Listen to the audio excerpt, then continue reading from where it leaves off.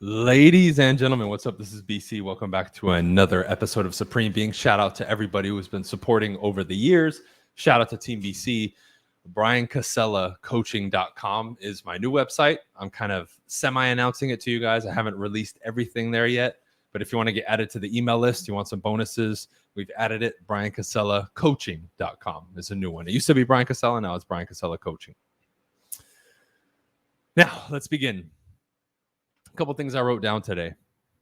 When you guys are in a sales interaction or even a non-sales interaction, dealing with another person via conversation and wanting to reach a desired outcome that's beneficial for both, but also for you, or a sales outcome where it's going to be multiple conversations, you're looking for a one-call close, doesn't matter. All of these things are going to be applicable for every single one of these scenarios. Just a couple ideas I wrote down. I'm going to be unpacking them throughout the podcast. I want you to pay attention, take some notes, and then get to applying, okay? Number one, the person, okay? Remember, when it comes to this stuff, you have the actions and the actuality of the situation.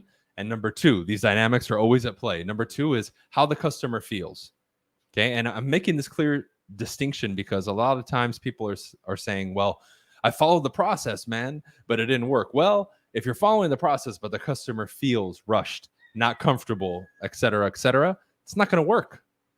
Okay. So we constantly have to make sure that we're doing what's right, but also the customer's feeling, their state is good and in control.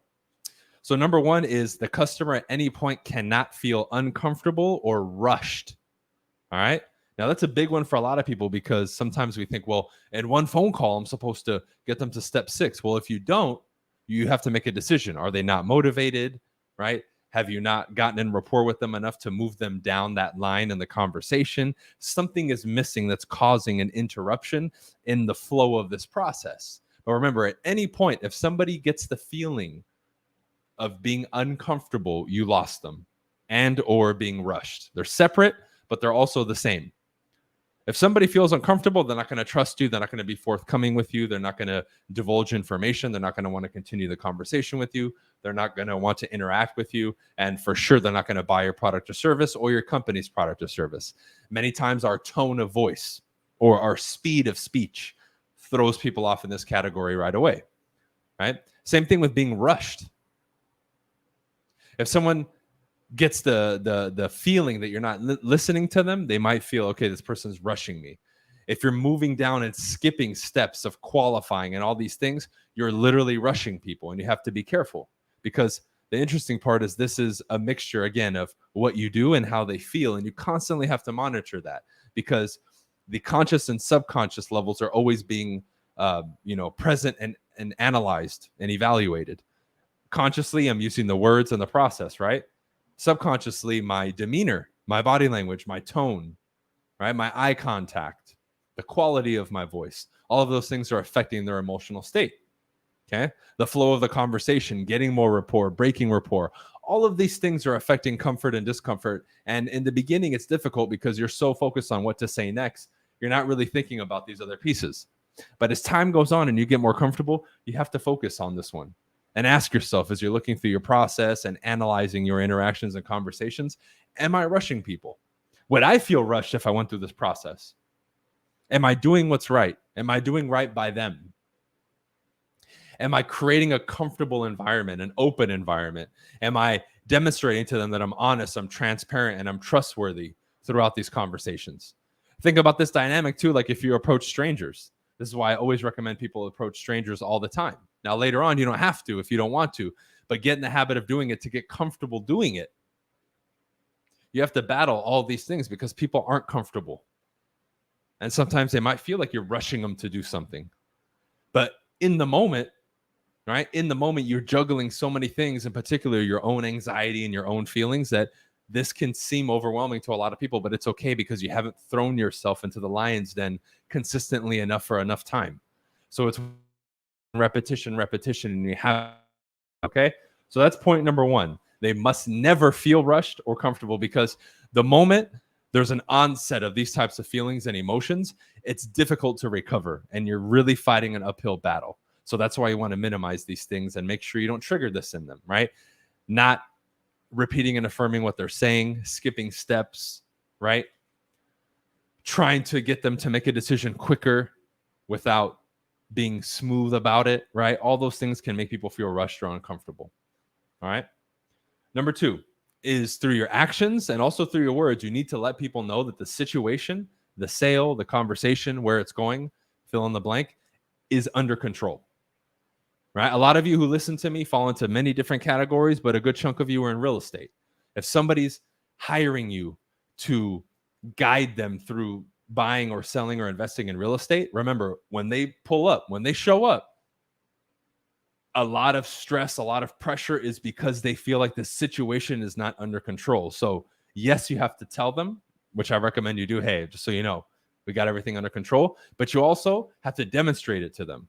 If your actions and everything don't line up with it, again, their feeling is still going to be, it's still going to be like you're not under control and things are not under control, which is a problem.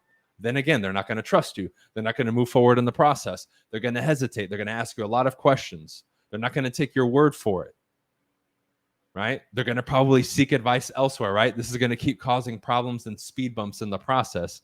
Why? You haven't demonstrated to them and or communicated to them that everything is under control.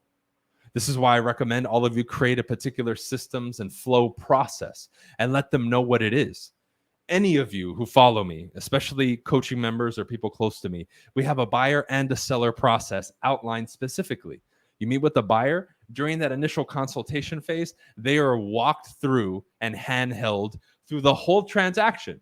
That way, later on, as you're actually doing the transaction and you go through the steps, and you actually go through those steps, they've already learned about it and it's familiar to them.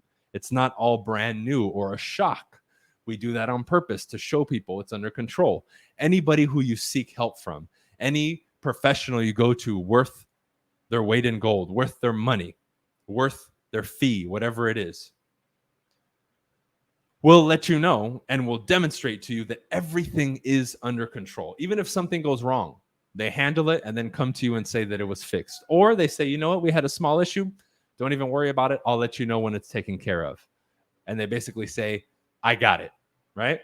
These are some of the things you can do and things you have to keep in mind when it comes to letting people know that things and the situation is under control, especially when things outside of your control pop up, right? Situation happens, just let them know, yo, I got it. The last thing you want is to feed into it, which is a mistake I see a lot of salespeople do. Oh my God, right? Even those types of reactions you need to eliminate, even if it's in front of them, especially. I do that to exaggerate something positive, absolutely, but something negative, oh, I can't believe they said that. Why would you say that? All you do is exacerbate the situation and make it worse. You inject drama and more negative emotion, which you don't want. You want to curb that shit. You want to push them and feed them good, empowering, positive feelings, not negative ones. Right? This is where you learn to be like a puppet master, or at the very least, a gateway. The good stuff we're going to do and pump up and make bigger. The bad stuff we're going to minimize. We're going to make good news sound even better. The bad news, we're going to minimize it linguistically and through our actions to make sure that, yes, the message gets delivered, but it doesn't have this overwhelming negative impact. Right? So you having things under control is everything. The process, the frequency and type of communication that you have with these people over time throughout the transaction, whatever that is for you. When things happen outside of your control, what do you do? How do you respond? All of these things demonstrate that you have things under control. And let them know.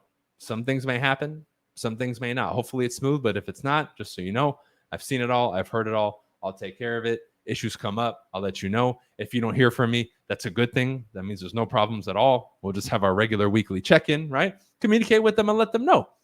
Smile, tell them, yo, I got it. Don't overreact, don't freak out. There you go. Those are some quick, simple examples of how to demonstrate to people on top of telling them that everything is under control. All right, that's number 2. Number 3, you have to, through again, your actions demonstrate that you have their best interest in mind. Okay, this has a lot to do with your qualifying phase, how you ask questions, how you guide their interactions, how you respond based on how they respond, right? Classic example for the realtors that follow me, a buyer's looking at a house and they don't like it, they don't like it, they don't like it. Again, the worst mistake you can make there is try to sell them the house. It doesn't fit their criteria. They're obviously vocalizing and demonstrating to you they don't like it. Tell them, fine, let's move on. Why waste time? Let's go to the next one. Obviously, the tribe has spoken, right? You guys have let me know what's going on.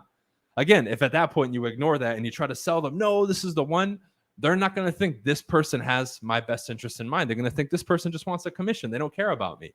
And now they're going to go look for somebody else or be very distrusting of you, which is going to sour this whole process for you and them. You don't want that, right? You always have to keep their best interest in mind. All my questions, all my qualifying is for them. Yes, when they achieve what they want, I get paid, of course, but I have to put them first. I don't care if I'm late on my rent or I need money. It has nothing to do with their decision. You're doing them a disservice and you're being shady if you put your own interest in front of theirs. You signed up to serve them. They're your customer. It's not about just you getting paid. It's about you getting paid after their needs are met and they're satisfied. That's the key difference here that you guys have to, come to terms with. And sometimes it requires putting ourselves second, but that's okay. Now, again, we draw a hard line there between disrespect and things of that nature. But again, we put their wants and needs first above ours, right? It's all about what they want, even if it inconveniences us a little bit to show them an extra property. Hey, if that's what we got to do for them to be totally happy, I don't mind investing the extra 30 minutes or hour if that's what it's going to take to have a satisfied customer, a happy customer, and for me to get paid and for them to achieve what they want, right? I'll keep that one simple. Keep their best interests first. If you find the other side creeping in, oh, I really need money and this and that, you need to check yourself. Because again, that's not fair to them. You're being very unfair to them. You're not operating with a high level of ethics in business. And it will bite you in the ass eventually. It's tough because that can have a grip on you emotionally. I've been there. But you want to step up and do the right thing because that's really what it's about. All right. And number 4, through your questioning, what they tell you, their indicators, you need to determine their priorities in this transaction or in this conversation, right? If you meet people on the street and you can tell, hey, they're just here to have fun, provide that experience for them. Be fun, make them laugh, be pleasant in your conversations and interactions. That will mean the world to them. Same thing with your customer. If their priority is, hey, just communicate with me and be clear, cool, then I'm going to take that time to communicate with them. Even if it means I need to send them an extra voice message every couple days, I'll do it to grant them that experience. That's what we're supposed to do. Everybody has different priorities. Some people want to be left alone during a transaction. That's great. Don't talk to them, even if you want to. They specifically said, leave me alone. Cool. If the person wants to be over communicated to, get your employees and your staff to communicate to them. So it's not just you and you don't feel like you have to burden that load. Or if you have to send out an extra text message every day or two or extra email, do it at the end of your day. It's okay. And give them a recap. Hey, here's a recap. My TC will give you the other recap. I'll give you the weekly recap. There you go. All right. But determine first, what are these people's priorities? And it's not necessarily just what they say. Again, it's their actions. We have all these things at play. What people say they want, what they truly want. Right? We see this all the time in the dating world and in other places where people say one thing, but they do something else. Well, I'm going to go based on your actions, not what you say. Because that's the reality, is your action. Right? So what is a priority for the person in front of you? Whether, again, it's a conversation or a sales situation, because both are applicable. I'm going to determine it. And sometimes you're going to determine that through your questions, right? For those of you in real estate, same thing. What does this person want? What's most important to them about making this transition right now? What are the top 2 things on their mind all the time? What's the main focus here? What caused them to make the decision to do something now, right? All of these things are relevant questions and things that I want to know, because it's affecting the underlying reasoning for them doing something, talking to me, transacting with me. So yes, our scripts and all that is fantastic. However, there's a deeper layer that you have to start developing through your own process and your own ability to formulate the right questions to ask at the right time, because that's what it's about. The majority of my conversations, even in regular conversations outside of sales now, is questions. If I really want to get to know somebody, I ask them questions, not in an interrogating way, in a curious way, to find out certain things about them, because I want to know. And your tone implies a curiosity. You don't say, hey, I'm curious, or out of curiosity. Don't say that. Eliminate that from your vocabulary. Let people's, we can say, interpretation of your tone and your demeanor, let them know that you're curious. You don't have to say it. You don't have to say it. But see, that's a skill that we have to develop along with all these other things, because it requires you to fine tune your tuning fork and your mechanism to detect these things in people. Because sometimes they'll be telling you something, but they're really telling you something else. The person who's saying, oh, I really like this place, this house, might actually be saying they don't. And it's up to us many times to read it. Are you sure, Mr. Klein? Or are you just saying that?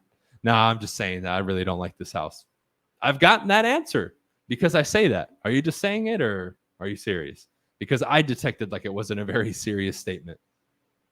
And then I got the answer that I wanted.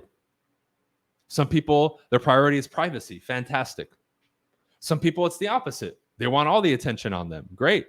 Some people's priorities, their bottom line. I want to make the most money. Fantastic. I can help you do that. Find out what it is, ladies and gentlemen, through the questions that you ask. Through the questions that you ask. Okay, so these are 4, and I'll reiterate and we'll wrap it up. They cannot feel rushed or uncomfortable. Number 2, let them know that it's under control through your words and your actions.